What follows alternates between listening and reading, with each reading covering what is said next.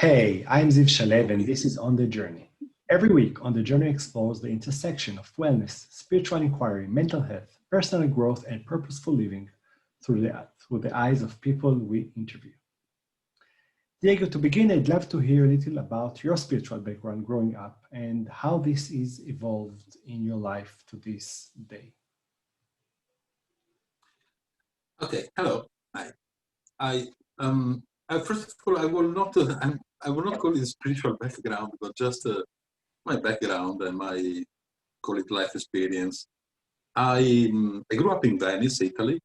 Uh, so forgive me for my macaroni accent if you don't quite get it. I will try to regulate it. And I had average upbringing. I grew up in a not really actively Catholic family, but a family had the same Catholic values like it's pretty common in Italy.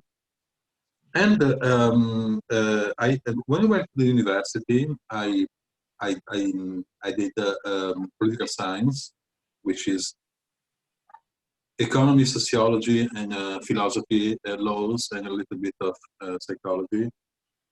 I actually didn't quite. I was not quite happy with it because I soon enough realized how heavily ideological the approach was, and I actually was struggling with that, and I started to think about, well, this is not really quite right. It's not what education should be. And then after a few years, I had a regular job, and then I had my own business. But I kept that form of thinking there in my mind. And at a certain point, I decided to really start something, and that was over 10 years ago. So I started a project that is called the EOF project, and EOF stands for End of Fear. But at a certain point, I was no longer happy with the title, the name of the project, because I soon enough recognized how it created a lot of misinterpretations and misunderstandings. So by end of fear, I do not refer to what I will call it the natural fear, which we need, our instincts to protect ourselves because maybe there is a predator or there is a fire or there is an earthquake. I'm talking about primarily, or actually mainly irrational fears we develop and also our society develops. And then we come to believe, which I think that if we provide the people a training and an understanding of how to rationalize out irrational fears, we will definitely create an enormous betterment in our psychology and in our society as well, particularly in the field of mental disorder or even mental illness, actually. So this is fundamentally, in a nutshell, what well, the story of my, not the story of my life, but the story of how I came to develop this project. And with this, what I do with this project is coaching. Yes, I don't like the term coaching. I prefer the term training, but I know that is more appealing. But I also work with institutions. I work with universities. I do conferences and congresses to convey the same approach, to propose the same approach I have, and to finish this summary, I'm currently working on developing some educational programs that are aimed at refining people thinking skills fundamentally, using a methodology that I will call it, in a very simplistic form, I will call it a mix between applied critical thinking, what is known metacognition, that is the study and the comprehension of the way we think, and what is known as memetics, that is the study of means. like beliefs, units of cultures, and the first person that coined the term memes was evolutionary biologist Richard Dawkins, and he created a very interesting theory, the theory of memetics, which, personally speaking, I don't believe we can call it a science, but it's definitely a wonderful explanatory framework of analysis to understand things, to understand why we have certain beliefs and how the beliefs manage to replicate themselves successfully or not, and eventually causing also problems in many cases. This is fundamentally in a summary Okay, what I can say. that's a very thorough summary, and I would love to understand, like, let's start from the basics. So it sounds like you're helping people with understanding or thinking about the things that they are not thinking rationally. Yeah, in a very concise way, yes. So And I don't. I'm so sorry. just so I will make sure, it's using a certain way of thinking to help with other way of thinking, right? Yes, like for instance, why do we think the way we think? And most people don't really pay much attention on the fact that we all have been conditioned inevitably by, well, our genetic nature, our biology conditions us, and we are limited by the nature of our biology.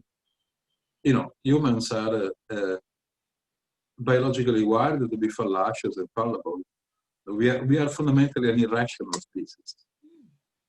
And particularly, why, I say, most people don't pay attention on why, on how they are conditioned by all sorts of things like the cultural upbringing, the tribe where they grew up, the family, the system of values, the system of agreeableness, the country, the nation, their life experiences, the books they've read, the shows they watched, and everything is conditioning. So my approach is to say this in just a line that is somehow complex, is can we think about the way we think without using the same thinking that created that thinking? So for example, if I am ideological, like hopefully not extreme with my ideology, that can be whatever. Well, I was not born with my ideology. It was not in my genes. I acquired that because of plenty of reasons. So what are those reasons? And that managed to make a mind think about that and adhere that and adopt that. But most importantly, can I think about my ideological thinking without using as a cognitive filter the same thinking that has created that thinking? Otherwise, I'm not going to understand anything. So what I usually apply is, again, in a nutshell, is something that is called primary principle thinking, which means it's very similar to physics as a framework of thinking. So what I mean by this is boiling everything down to the bottom truths, assuming there are truths. When we find the truths, or what I will call the valid premises behind our thinking, from there we reason it all up and we understand what is veracious, what is rational, and what is rubbish, what is garbage, what is we don't really need. It's very counterintuitive, but it's not impossible. And now the problem is that most people don't quite like this because we all like to protect our beliefs, whatever they are, because they give us a sense of identity, and they also satisfy somehow the primary need that we all share and have, which is the need to feel safe. That is what the brain wants, because if the brain doesn't feel safe, the brain doesn't feel, the mind does, but metaphorically, if the brain doesn't feel safe, it cannot operate properly. And therefore, well, we know, confusion and all this stuff. The problem is that what we think is safe to us is not necessarily true. It doesn't necessarily match reality, because maybe it's based on some illusion. This year, particularly with the pandemic, we saw skyrocketing of conspiracy theories, for example.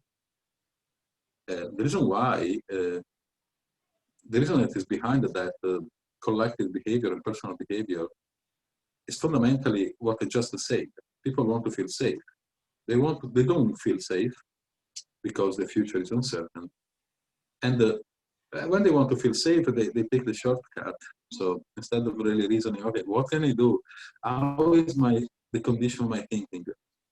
They take the shortcut, and the shortcut is usually, well, it's usually about the most predictable of the human reactions, which is denial, blaming, and believing. And we know how the story usually goes. So I understand that, again, we want to feel safe, but it causes all sorts of troubles, and very likely also an increase of mental disorder, which then through time can slightly derange into mental illness. It's a big problem that we don't realize. So Diego, in theory, it sounds like I can maybe imagine it, although it sounds a bit complicated. Can you give us like a specific case or an example from maybe one of your coaching sessions where someone came with a certain way of thinking that came from a certain life experience, and then how you help to recognize it and to change? Yeah, I can provide you an example. Of course, I cannot mention any names, but a person that started what I like to call it training, but officially it's called coaching. A few years ago, I had many people that started this several years ago, actually, and is still there. And I had some new people, of course. This person had a problem with imagination fundamentally, and was not mental ill. Of course, I don't deal with people that have mental illness because I'm not qualified for it. When I have people with mental illness and I detect it, I redirect those people to professional, particularly non-religious psychologists or psychiatrists, which I also work with. This person went into what you will probably know as New Age movement. So the modern spirituality, and which is very, very often combined with conspiracy theories. And it is mainly about the most crazy ideas, right? So this person suffered of a deterioration of her psychological state of mind. And by the way, this person also a mother, so for her troubles. And I had actually several people that came to me and they had the same problem. So these people and this person wanted to understand what was true in those ideas and what was not true. But to my viewpoint, the approach I want to take when people are like that, I'm not in the condition to say what is true and what is not, because I don't have the universal knowledge. But that is not even relevant, by the way. So the first step is that I do have to somehow talk their language, not the English or whatever, but the archetypal, the archetypes they are using in order to create a bond. Because otherwise, if I say, nah, all of the stuff you believe is rubbish, well, that's not really a good way to create a bridge, and of course, is actually the best way to make the person disappear. So I do have to talk their language in a way aimed at staying away from believing. Believing is a big problem because it's a distraction to our psychology. It prevents attention, and it is fundamentally what I call monological. So it's one-way thinking, very binary. I believe that, and therefore that is true. So fundamentally, what I do also with this person, in this case, I explain them what the memes are in terms of ideas, not the internet memes, and what they do in our mind. Often they actually work like viruses of the mind, or parasites, if you like. I think it's a good way, in a very graphic way, to comprehend how an idea that causes confusion is fundamentally merely an idea. It's like a file we keep alive and we feed in our brain, in our mind. So by doing that, I create a dissociation, and not that, sorry, an indirect dissociation between how the person thinks and the ideas that that person carries. But the person at the beginning is not really quite aware of it, because the person is listening to my approach, and the person is not quite aware, and therefore the person doesn't feel that that I'm trying to demolish those beliefs, because that is not my intention anyway. What I want is, I want those people to dissociate themselves from their beliefs that are based on not valid premises, and to dismantle them themselves. I cannot do that for them. So fundamentally, this is what happened, and that took initially took several months. I actually about a year. Usually, people I work with, they do the coaching for at least a year, because it is a good time frame to exercise their cognition, our cognitions, and to produce some rational results. I really don't think that something can be done within like 4, 8, even 10 sessions. I don't think it's possible. So fundamentally, what happened in that case? The person progressively understood how to separate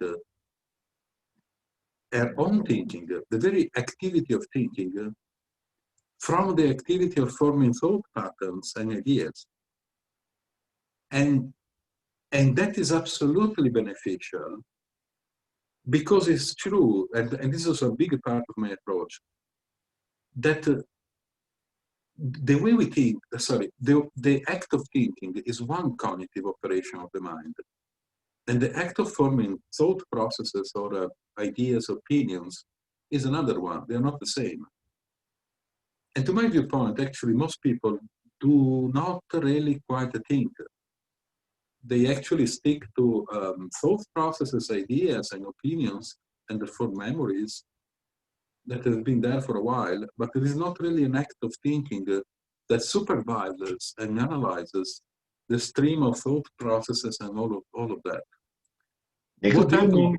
Sorry, I'm sorry to jump in, but I want to understand. So do you mean that we have something like memories or all kinds of beliefs, and then when you say we don't think about them in a way that we don't reflect about them, we don't analyze them, we just let them be and take them as a fact, And when you say to think about it, it means to what? To just observe them and try to understand them in a deeper way? Yeah, fundamentally, imagine our thought processes, our ideas, our opinions, our memories. Imagine that if you picture that as a network, right, a network of files, who is observing that network? Is there an observer or a thinker? Or are we merely playing around in that network? You know, in order to understand a labyrinth, a maze, like an actual labyrinth, you have two choices. You are in the labyrinth and you struggle around finding and memorizing all the paths, or you observe the labyrinth from above, so you have a better understanding. In that case, there is an observer there, which is what I call an actual thinker, that observes without verbalizing, without naming, observes the networks and how the network works, which is, by the way, how science primarily works. It's not based on judgment; it's based on observation, and then we come up with theories that we want to find out if the theories are accurate, and if they are not, we move on with better theories.